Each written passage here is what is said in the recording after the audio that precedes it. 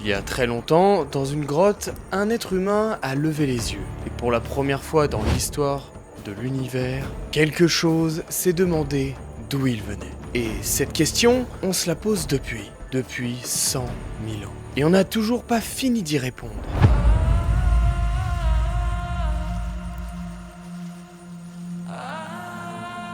Cet humain a appris à faire du feu, à peindre, à enterrer les siens avec des fleurs et à poser LA question. Celle qu'aucun animal avant lui ne s'était jamais posée.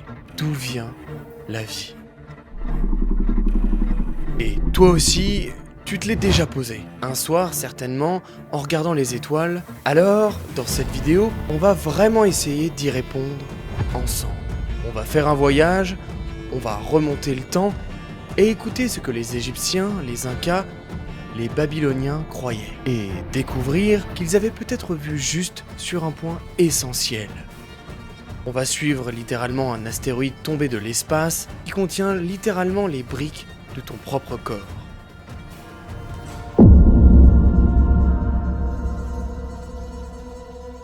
On va plonger au fond des océans dans le noir total, là où la vie a peut-être commencé. Et on va remonter jusqu'à ton ancêtre, une seule cellule, il y a 4 milliards d'années. Et à la fin, tu auras la réponse la plus honnête que la science puisse te donner aujourd'hui. Et je te préviens, elle est juste complètement folle.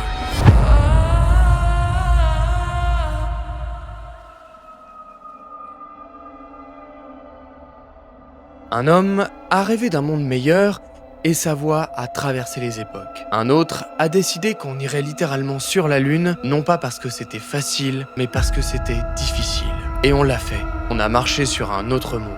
Est-ce que tu imagines ce dont toute l'humanité est capable? On a fendu l'atome, décodé notre propre ADN, envoyé nos machines aux confins du système solaire, on a rêvé, on s'est battu, on a touché les étoiles. Mais au milieu de tout ça, il y a une question, la plus simple de toutes, à laquelle on n'a jamais eu de réponse. Une question qui était déjà là bien avant les fusées, bien avant les grands discours. La question de tout ce qui nous a permis d'exister.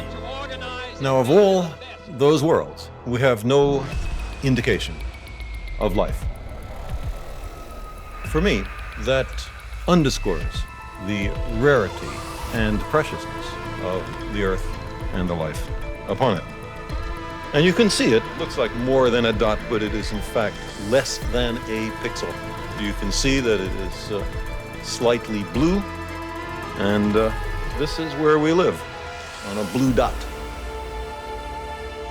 On that blue dot, that's where everyone you know and everyone you ever heard of and every human being who ever lived out their lives.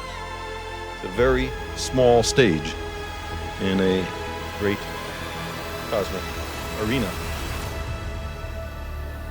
Bien avant les microscopes, bien avant l'ADN, chaque grande civilisation a tenté de répondre à cette question. Et ce qu'elles ont imaginé va certainement te surprendre.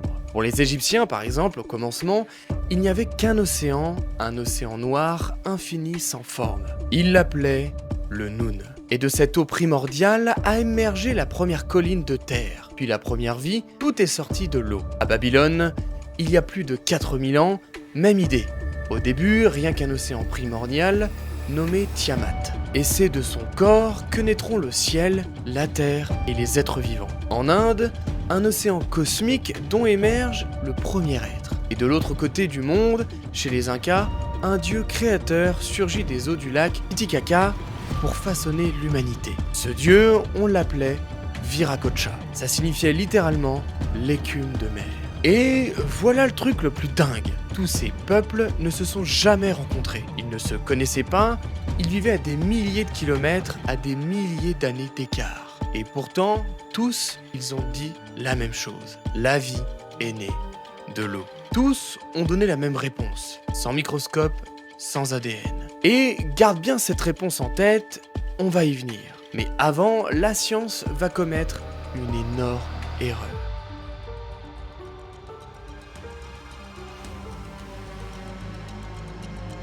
Pendant des siècles, les savants ont cru tenir la réponse.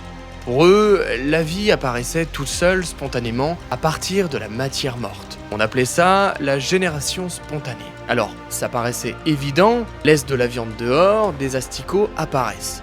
Laisse du grain dans un coin sombre, des souris surgissent. Même le grand Aristote y croyait. Pour eux, la vie jaillissait du non-vivant en permanence sous leurs propres yeux. Et ce qui est dingue, c'est que pendant 2000 ans, on a cru que la vie naissait spontanément de la matière morte. Jusqu'à ce qu'un homme, en 1859, décide de vérifier. Cet homme, c'était Louis Pasteur. Avec une expérience d'une simplicité géniale, il prouve que si on empêche l'air et les poussières d'entrer, aucune vie n'apparaît jamais dans un bouillon stérile. Absolument jamais. La vie ne surgit pas du néant. Sauf que Pasteur, sans le vouloir, venait de créer un problème encore plus dingue. Parce que si la vie ne peut venir que d'une autre vie, alors la toute première, elle est venue d'où? Qui a allumé la première étincelle? Pour trouver cette première étincelle, il faut remonter très loin, 4 milliards d'années. La Terre, à cette époque, était un enfer. Pas d'arbres, pas d'oxygène, pas de continent stable. Un océan de lave, des volcans partout, un ciel rouge, bombardé de météorites.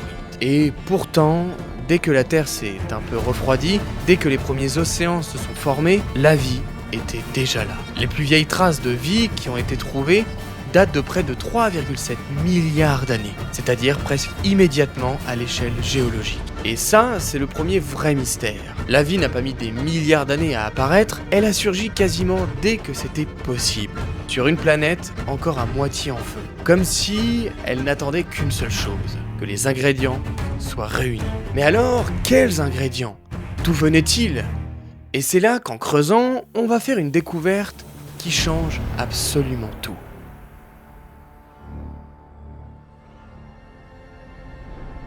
Pour trouver les briques de la vie, on a d'abord cherché sur Terre. Mais la vraie réponse est venue d'ailleurs. Elle est venue du ciel. Elle est tombée littéralement sur notre tête. Et si les ingrédients de la vie venaient de l'espace? En 2023, une sonde de la NASA a réussi un exploit. Elle est allée chercher un morceau d'astéroïde à des centaines de millions de kilomètres et l'a ramené sur Terre. Un caillou vieux de 4 milliards et demi d'années. Et il n'a jamais été contaminé. Un fragment du système solaire, littéralement à sa naissance. Et il s'appelle Bennu. Et ce qu'on a trouvé dedans a stupéfié le monde entier. À l'intérieur de ce morceau de caillou mort, flottant dans le vide depuis la nuit des temps, il y avait les briques de la vie. 14 des 20 acides aminés qui construisent les protéines de ton corps. Et les 5 bases qui forment ton ADN et ton ARN. Les 5, absolument toutes.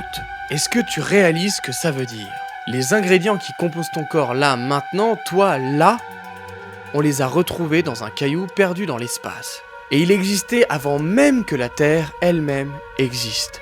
La vie n'a peut-être pas commencé ici, ces ingrédients sont venus d'en haut. Et ce n'est pas qu'un cas isolé. Une mission japonaise a rapporté un morceau d'un second astéroïde. Mêmes ingrédients, les briques de la vie ne sont pas une exception terrestre. Elles pleuvent sur les planètes depuis la naissance du système solaire. Alors, est-ce qu'on tient la réponse? Les briques viennent de l'espace, elles tombent sur Terre, la vie apparaît. Fin de l'histoire. Sauf que non. Parce qu'avoir les briques, ce n'est pas avoir la vie.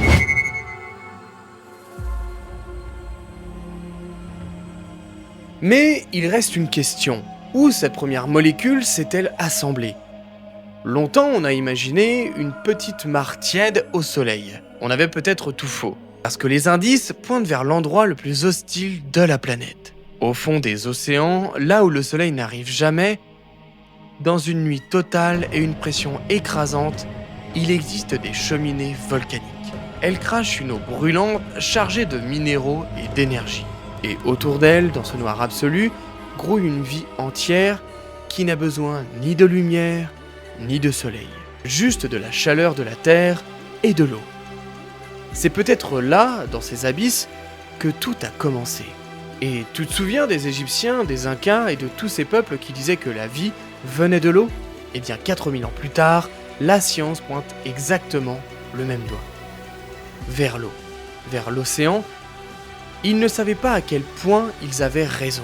Et il y a une conséquence complètement dingue, si la vie peut naître dans le noir, sans soleil, juste avec de l'eau chaude et des roches, alors elle peut naître ailleurs, par exemple sous la glace des lunes de Jupiter et de Saturne. Et bien là-bas, ces conditions existent en ce moment même. Maintenant, on va revenir à toi. Et remonte ton arbre généalogique avec moi. Tes parents, leurs parents, encore et encore. Passé les premiers humains, les singes, les poissons, les vers, les premières cellules, tu arrives à un seul être, rien qu'un seul. On l'appelle Lucas, le dernier ancêtre commun à tout ce qui vit. Toi, un chêne, un requin, un champignon, la bactérie posée sur ta peau en ce moment même, vous avez tous le même arrière-grand-père ou grand-mère. Un micro-organisme unique, il y a près de 4 milliards d'années. Toute la vie sur Terre, sans la moindre exception, descend de lui. Et ça pose une question assez flippante. Si toute la vie vient d'un seul ancêtre, ça veut peut-être dire que la vie n'est apparue qu'une seule fois. Un unique coup de chance dans toute l'histoire de la planète, jamais rejoué. Et tu es littéralement le dernier maillon d'une chaîne ininterrompue depuis ce tout premier être. Alors, d'où vient la vie ? On est parti d'une grotte, d'un humain qui regardait les étoiles, on a traversé l'Égypte, Babylone, les Incas, on a vu la science se tromper puis creuser. On a trouvé les briques de la vie dans un astéroïde, le paradoxe résolu par une seule molécule, le berceau au fond des mers et un ancêtre unique. Mais la vérité est la vraie, il faut te le dire, on a reconstitué presque tous les chemins, la carte est là, presque incomplète. Il manque qu'une seule chose, le tout premier pas. Ce saut, ce passage exact du non-vivant au vivant. Personne ne l'a jamais observé, ni jamais recréé. Est-ce que tu réalises vraiment ? Les mythes cherchaient un créateur, la science cherchait un mécanisme, mais au fond, depuis 5000 ans, c'est la même question, posée par le même être qui lève les yeux. Et on n'a toujours pas la réponse complète. Alors, peut-être que le plus grand mystère de l'univers, ce ne sont pas les trous noirs, ni les galaxies lointaines, mais bien toi-même. Le simple fait que tu sois vivant, là, maintenant, en train de te poser la question. De la poussière d'étoiles assemblée dans l'eau il y a 4 milliards d'années, devenue capable de regarder le ciel et de se demander d'où elle vient. Et cette étincelle, qui a commencé au fond d'un océan noir, elle est peut-être partout, là-haut, dans des milliers de milliards de mondes. Ou peut-être qu'elle est unique. Qu'elle n'a jamais existé nulle part ailleurs que sur cette petite planète bleue. On ne sait pas encore, mais surtout, n'hésite pas à me dire en commentaire, toi, est-ce que tu crois qu'on est seul dans l'univers ?